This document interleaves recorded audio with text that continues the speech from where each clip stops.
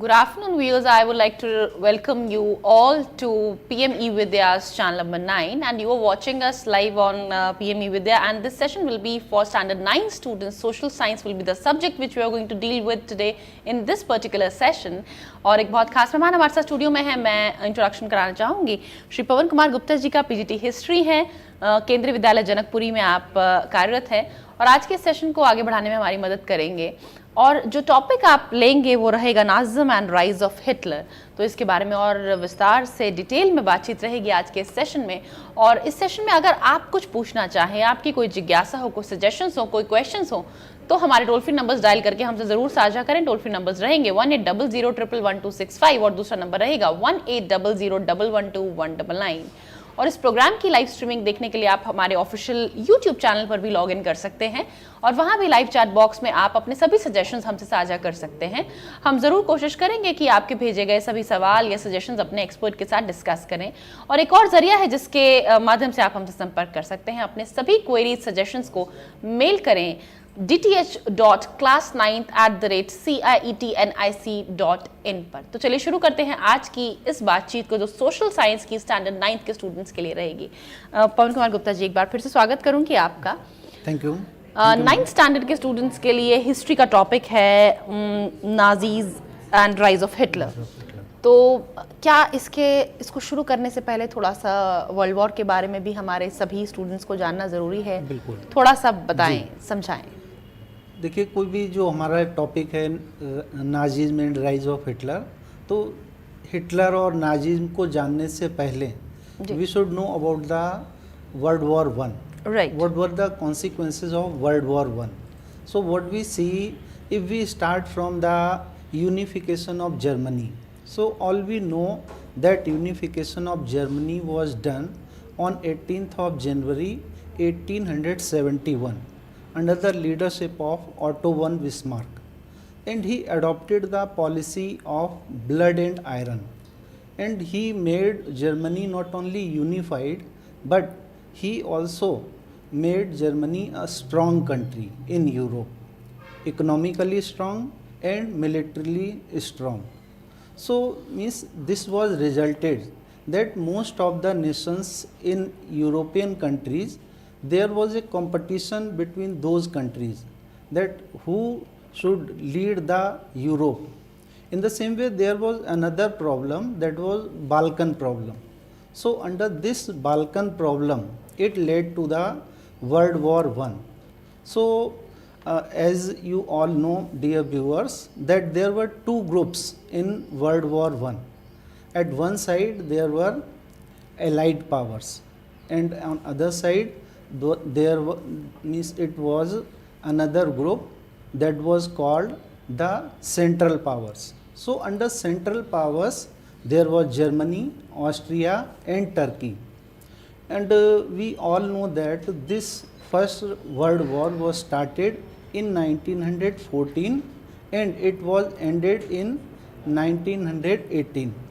So what we see that after this world war, a very famous treaty, and that was the Treaty of Versailles, and it was signed on 28th of June 1919. So Germany was forced to sign this treaty, and it was really a humiliating and very insulting treaty for Germany. So now we should know about the Weimar Republic. What was the Weimar Republic? So actually after the First World War, when the Emperor of Germany, when he abdicated his post, then what we see that most of the political parties, they formed a democratic government that is known as Weimar Republic. और इसको Weimar Republic इसलिए कहते हैं क्योंकि इसका जो गठन हुआ वो वाइमर नाम के एक जो नगर था वहाँ पर इसका गठन हुआ। और इसी वजह से आगे चलकर क्या हुआ कि just after its constitution, Weimar republic और the leaders of Weimar republic had to sign the armistice. Armistice एक तरीके से युद्ध को रोकने के लिए, and it was done on 11th of November 1918. and that's why what we see that the Weimar Republic was popularly known as November criminals because they Okay. signed such a humiliating and insulting treaty.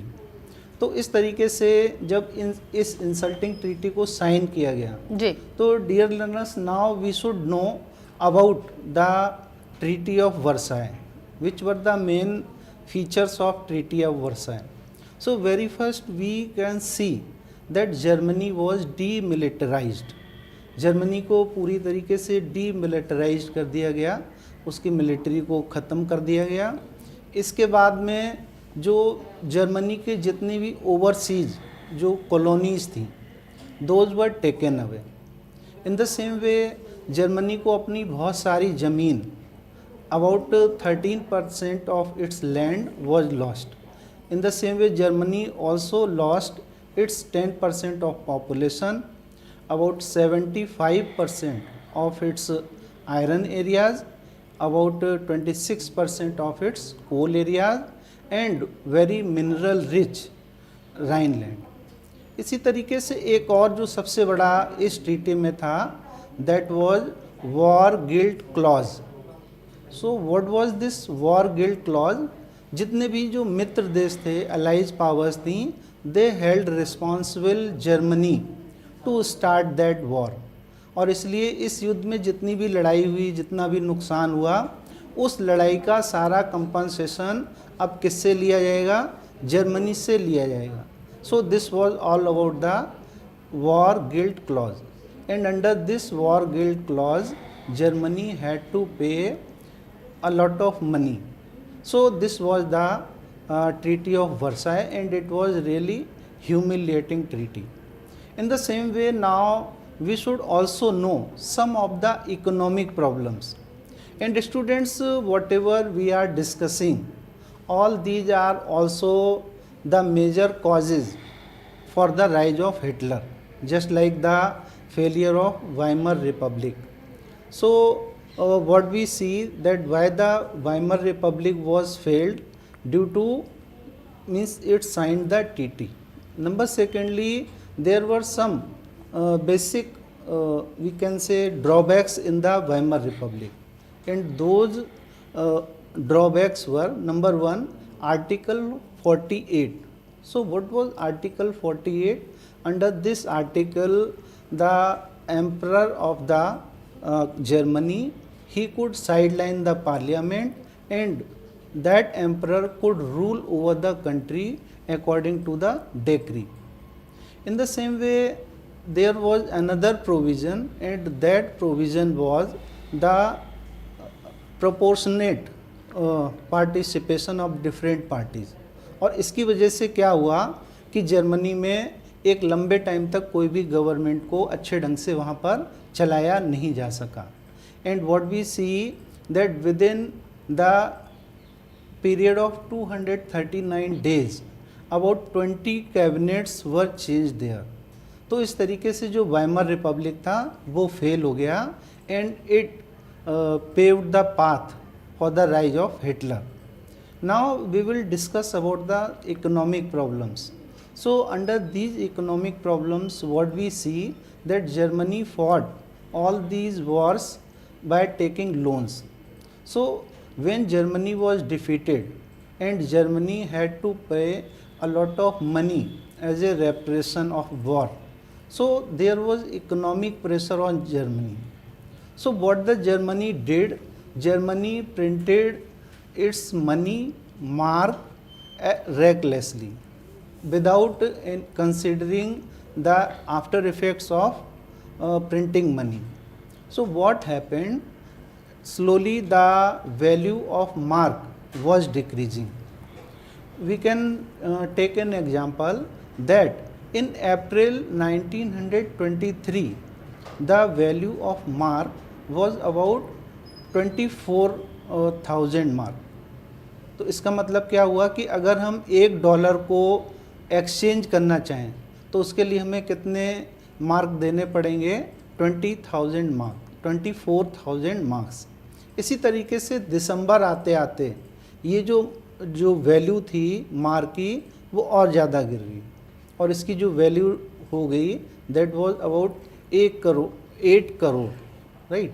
तो 8 यानी अगर हमें $1 को exchange करना है तो 8 करोड़ के लगभग हमको मार्क देने पड़ेंगे।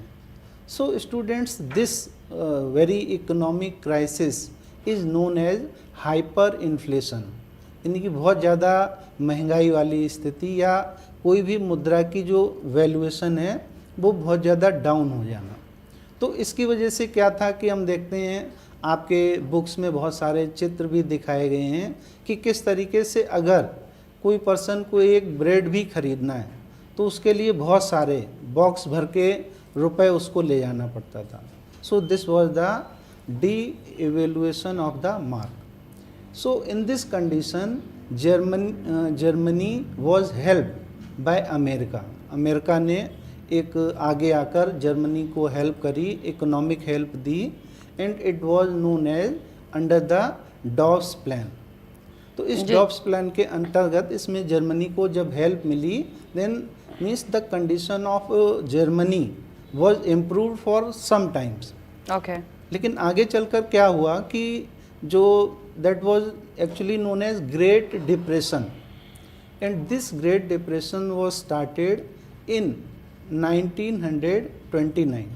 So on the 24th of October, the share markets in America fall down badly. और जब अमेरिका के शेयर मार्केट्स गिर गए so naturally America withdrew back its economic support from Germany. और जब जर्मनी से इकोनॉमिक सपोर्ट वापस ले लिया अमेरिका ने तो इकोनॉमी की जो कंडीशन थी जर्मनी में वो और ज़्यादा ख़राब होने लगी। So this was also one of the reasons for the rise of Hitler. तो जब इस तरीके से हाइपर इन्फ्लेशन और जो ग्रेट डिप्रेशन की कंडीशंस रहीं, इससे क्या हुआ कि पूरे जर्मनी में there was a wide spread unemployment, और जब लोगों के पास रोज़गार नहीं था और उनके पास में काम धंधा नहीं था, so in these conditions Hitler promised them for employment, and that's why what we see that a large number of people they supported Hitler. Students, now we should talk about the Hitler and some of the other reasons that's why Hitler became very successful in Germany. So students and dear learners, what we see that Hitler, he was born on 20th of April 1889 in Austria, and when he was young he joined army, and during the First World War he fought on behalf of Germany. But what we see, as we have already discussed about the Treaty of Versailles, so when this humiliating Treaty of Versailles was signed by Germany, then it filled Hitler with anger, and he was not considering that this treaty was good. So in these conditions he joined the political party, and that political party was German Workers Party. आगे चलकर उसने इसी German workers party को national socialist German workers party का नाम दिया, और इसी पार्टी को आगे चलकर नाजी पार्टी के नाम से जाना गया।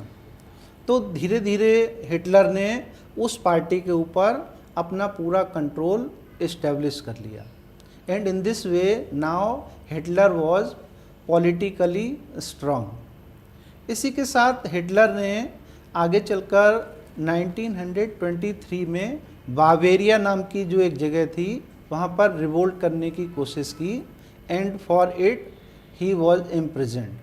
सो in the jail he wrote his very famous autobiography Mein Kampf, and it was published in 1924. Learners, in the same way we can see that Hitler was a very good orator, he was a very good speaker, and he had a power to attract the audience towards himself. Same way what we see that Hitler not only coordinated with their leaders, but when he became the leader and when the conditions were not good in Germany, and particularly what we see that Hitler's Nazi party gained the popular support of the people during the times of great depression. जब great depression की वजह से पूरा unemployment की conditions फैल गई, तो इस तरीके से लोगों ने उसको सपोर्ट करना स्टार्ट किया and very soon his party became the largest party in the German parliament and German parliament was known as Reichstag. तो इस तरीके से जब 1932 में जब उसकी party that won about 37% of the votes, then he was offered the post of chancellor. Chancellor is just like the post, we can understand the post of prime minister in our country. तो जब chancellor का पद दिया गया Hitler को, तो it was given on 30th January 1933. और उसने चांसलर बनते ही started to execute his policies, whatever his thinking were and whatever he wanted to make Germany. Right. तो 27th of February को there was a mysterious fire breakout in the parliament and he charge his opposition parties that means they have done it, and in this way he made those parties unpopular among Germans. And the next day he issued a very, we can say, very strict order that was known as fire decree. So under this fire decree, what he did, he suspended all the civil rights of the citizens which were particularly provided to the people of Germany by the Weimar Republic. In the same way, on 3rd of March, he also acted, and it was known as Enabling Act.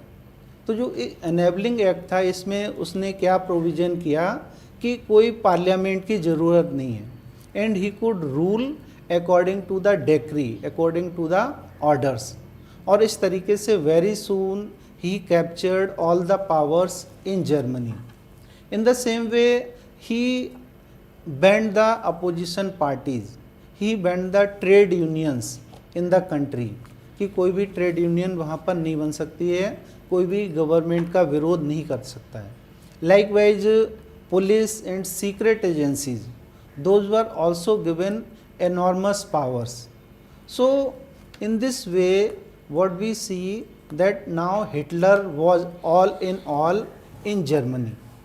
और Hitler को वहाँ पर Fuhrer means leader and it is a German word, तो Fuhrer के नाम से भी लोग उसको बुलाते थे. And he organize so many very vast and very, we can say, large political parties, and in those parties there was the importance of symbols just like swastik, just like we can say clapping, ritualized clappings, right? In the same way, salutation. So all these things attracted German people, and they started to consider that only Hitler is the leader who can do the welfare of the people and Germany. He also promised people of Germany for employment, and he promised that he would make Germany the greatest nation in the world. So in this way we can see, students and dear learners, there were so many reasons behind the success of Hitler. Now we will see that which were the major steps taken by Hitler when he became the Chancellor of Germany. Right. So very first, what we see that in 1933 he withdrew Germany from the membership of United Nations. और जब United Nations की membership से उसने वापस अपना देश का जो प्रतिभागिता थी वो वापस ले ली। इसके बाद में time to time he did so many actions to spread the boundaries of Germany. Just like we can see that in 1938 he assimilated Austria with Germany. In the same way उसने क्या किया कि 1 सितंबर 1939 को पोलैंड के ऊपर attack किया, और जब हिटलर ने पोलैंड के ऊपर अटैक किया, so learners, this was the cause for the starting of Second World War. So in this way we can see that Hitler initiated the Second World War. Second World War. Yes. Right. So in this way German and Hitler, now Germany and Hitler were the synonyms of each other. Okay. So now we should see some of the world views and some of the thinkings of particular thinkings of Nazi party. तो जब इस तरीके से Hitler ने अपनी सत्ता को वहाँ पर जमा लिया, तो उसने जो अपनी विचारधारा थी उसको वहाँ पर लागू करना स्टार्ट किया जी। और इसमें जो सबसे पहली विचारधारा थी that Germany should be the you can say super nation in the world. Germany should be the strongest nation in the world. So this was the superiority. It was the extreme nationalism that no other country is good as Germany. तो इसके बाद में there was a world view of Nazi party, and this world view was actually a racial world view, and in this racial world view he put pure Germans at the top level and he put the Jews at the lowest level, and in between there were so many other categories just like gypsies, just like colored people, and he wanted that in Germany only the Germans, particularly pure Germans, should live. So he categorized all the Germans in two categories, desirable and undesirable. Desirable means वांछित, जो कि Germany में रहने के योग्य हैं, and अनडिजायरेबल्स जो Germany में रहने के योग्य नहीं हैं जी। तो लर्नर्स उन्होंने न सिर्फ ज्यूज़ को बल्कि जो जर्मन लोग थे, particularly those which were people with special need, nowadays we say them जी। In the same way so many other people just like gypsies and Shinto, so many other communities, so he executed brutally them because he wanted that in Germany only the pure Germans should live, and those pure Germans blonde and blue eyed people and pure Aryan people. तो जो Jews लोग से उनसे जो एक तरीके से शत्रुता का भाव, दुश्मनी का भाव, वो इसलिए था क्योंकि एक ऐसी मान्यता थी कि जीसस क्राइस्ट को जो ज्यू लोग थे, यहूदी लोग थे, उन्होंने एग्जीक्यूट कराया, उन्होंने मारा। So in this way he was against the Jews, and you will surprise to know that during the reign of Hitler about 60 lakh Jews were executed very brutally. In the same way, there was another worldview of Hitler, and that was actually racial, but he associated it with scientific methods. Just like we can see Charles Darwin. So Charles Darwin, he projected the theory of natural selection. Right. So under this natural selection, Charles Darwin told that nature selects only the good species, right, and those good species can survive in this world. Likewise, there was another scientist, he was Herbert Spencer. So he introduced the theory of survival of fittest. What was survival of fittest? कि इस दुनिया में सिर्फ वही जीवित रह सकता है वही सरवाइव कर सकता है जो कि सबसे फिट हो, जो सबसे अच्छा हो। तो इन दोनों थ्योरीज को हिटलर ने अपने फायदे के लिए वहाँ पर एग्जीक्यूट किया जी। और उसने बोला कि जो दूसरे लोग हैं दोज आर नॉट फिट, जी। So they have no any right to live in Germany. और इस तरीके से उसने लार्ज स्केल पर जो ज्यूज थे, दूसरे जिप्सीज थे, पॉलिश लोग थे, उनको एग्जीक्यूट कराया। जी। देयर वाज पवन गुप्ता जी, बिल्कुल हम लास्ट मिनट में आ गए हैं अपने प्रोग्राम की। ऑल्दो हमने बहुत सारी चीजें आज के इस सेशन से जानी, ना सिर्फ हिटलर का राइज हमने जाना, बट हिटलर ने क्या क्या स्टेप्स लिए, जर्मनी को कैसे ओवररूल किया, वो सब भी हमने जाना। बट मुझे लगता है नाजीज मूवमेंट को जानने के लिए हमें आपके साथ एक और सेशन फॉलोअप लेना पड़ेगा, जिसमें हम और डिटेल में जानेंगे कि नाजीज मूवमेंट कैसा रहा इस चैप्टर में, क्योंकि चैप्टर का नाम ही Nazism and rise of Hitler था। तो आज के लिए आप हमारे से जुड़ने के लिए और हमारे सभी व्यूअर्स के लिए इतनी वैल्यूएबल इन्फॉर्मेशन हमसे साझा आपने की, उसके लिए वी रियली थैंक यू। जी, thank you ma'am, and thank you dear learners for joining us. If you have any question you can ask. And you may certainly mail us all your queries and suggestions. हम अपने expert के साथ वो share करेंगे। आप जो भी आपके क्वेरीज हैं हमें ज़रूर मेल करें। और आज पवन जी आपका फिर से एक बार धन्यवाद करूंगी। Thank you so much for joining us today. Thank you learners and viewers, आप हमारे साथ बने रहें पीएम ई विद्या पर। नेक्स्ट वेबिनार में जैसे कि रोज हम आपसे आईसीटी टूल्स डिस्कस करते हैं, ऐसा ही एक मज़ेदार आईसीटी टूल डिस्कस करेंगे। जानने के लिए बने रहें हमारे साथ पीएम ई विद्या पर। अभी के लिए विदा चाहूंगी। थैंक यू, नमस्कार।